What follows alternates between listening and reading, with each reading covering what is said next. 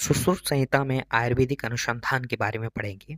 सर्वप्रथम स्वच्छेदन में भी इसका वर्णन प्राप्त होता है। साथ ही साथ ब्रड के उपक्रम जो 60 उपक्रम हैं, अपतर्पण, उसमें भी इसका वर्णन है सुश्रुत संहिता में। शल्य चिकित्सा शिराभेदन जो करते हैं हम, उसमें भी देखा गया है। नाभि में प्राणों व ज्योति की स्थिति के बारे में भी बताया गया है सुश्रुत संहिता में, अनुसंधान जो किया गया है। सिरा व धमनी मूल नाभि को माना गया है, ये सुश्रुत संहिता में अनुसंधान किया गया है। फैन हड़ताल का सर्वप्रथम वर्णन इसी में ही है। विषकन्या शब्द का सर्वप्रथम प्रयोग कल्प स्थान, इसी में वर्णन प्राप्त होता है। शल्य चिकित्सा की दृष्टि से मर्म का उल्लेख भी इसी में देखा गया है।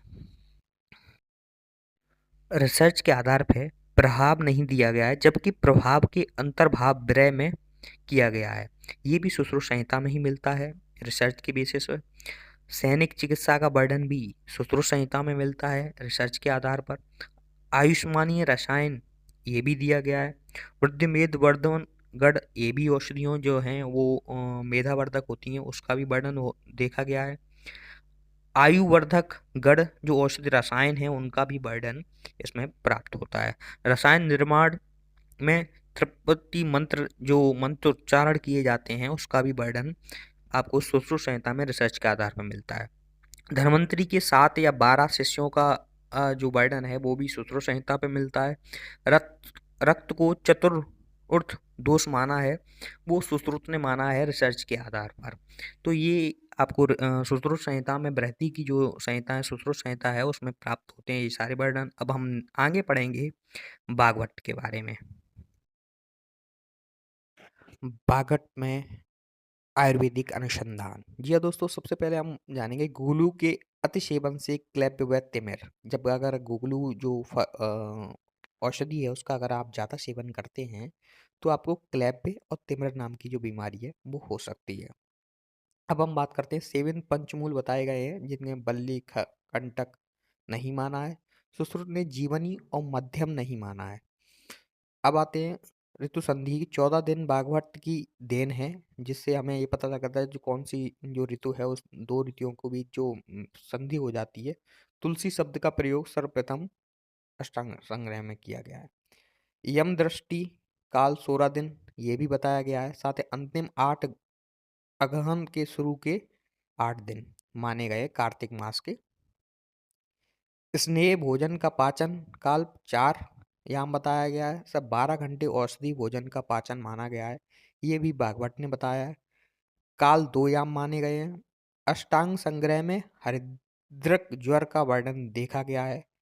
विष का चिकित्सक प्रयोग किया गया है। साथ ही साथ अष्टांग संग्रह में बाजीकरण में पाले का प्रयोग भी मिलता है।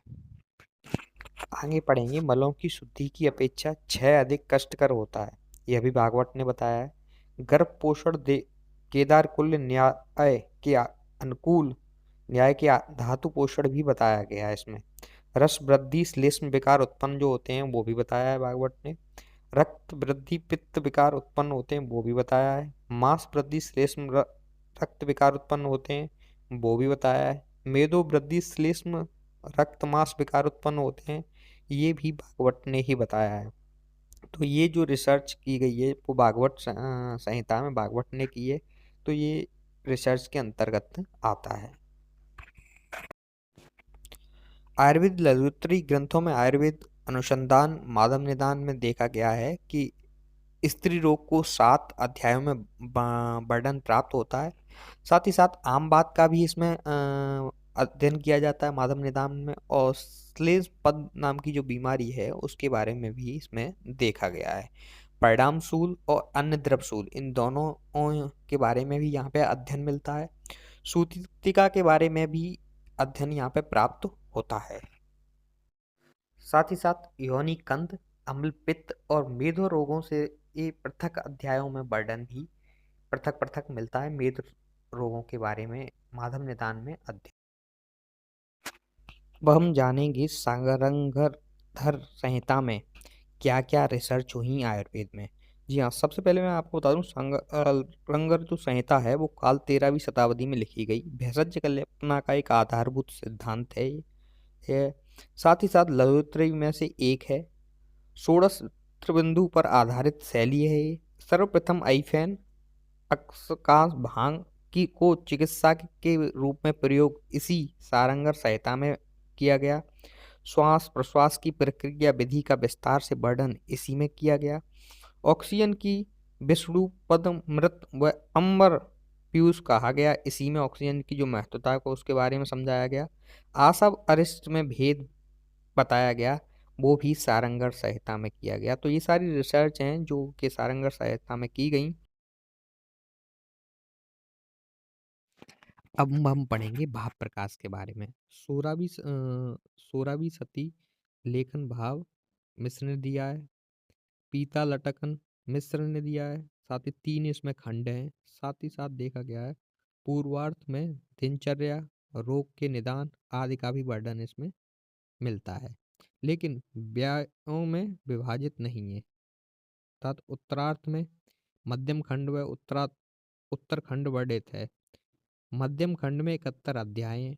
ये सब भाप्रकाश के बारे में बताया जा रहा है। उत्तर खंड में 2 ही अध्याय क्रम से बाजीकरण और रसायन का वर्णन प्राप्त होता है।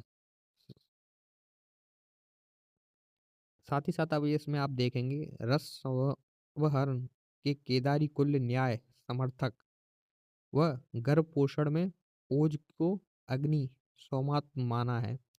सूत्र अनुसार ओज को भी इन्होंने डिफाइन किया है। स्वर्ण क्षीर मूल को चौक कहा है। जी हाँ दोस्तों, प्रमेह पीड़िकाओं में प्राकर रक्त सेचन करने को कहा है। उससे शुद्ध रक्त की पुरुष में मानी है।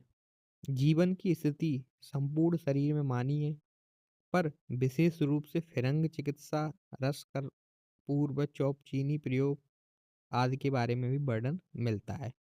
वातज व्याधि की तरह पित्तेज और कफज व्याधि का स्वतंत्र वर्णन है।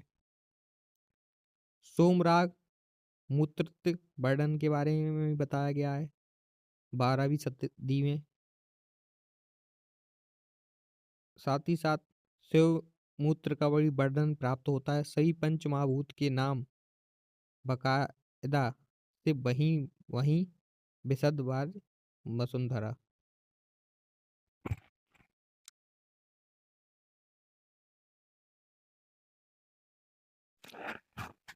आगे हम पढ़ेंगे यहाँ पे काश्यप संहिता के बारे में। जैसा कि आप जानते हैं काश्यप के बारे में, आयुर्वेद का को पंचम वेद इन्होंने माना है। साथ ही साथ हृदय को पंचकोश व शरीर को षटकोश कहा है।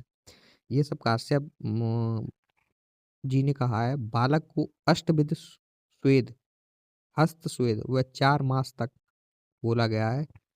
पद स्वेद 6 वर्ष बाद प्रयोग कर रहा है। साथ ही साथ 8 स्वेदन, जो 8 स्वेद होते हैं सम्मिलित नहीं होंगे इसमें। औषधि को युक्ति व्यापाशय व भेषज को दैव व्यापाशय माना है काश्यप जी ने।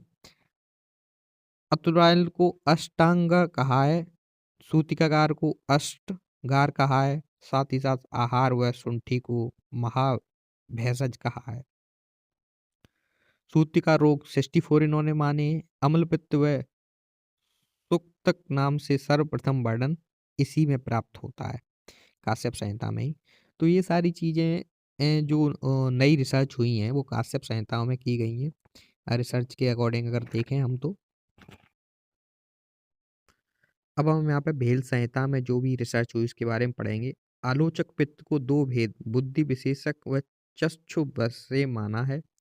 जनोपदंश को जनमान कहा है। जनोपदंश को सुश्रुत ने मरक कहा है। साथ ही साथ सुकनाश धृत ककादस धृत अपतंग चिकित्सा में भी वर्णन प्राप्त होता है।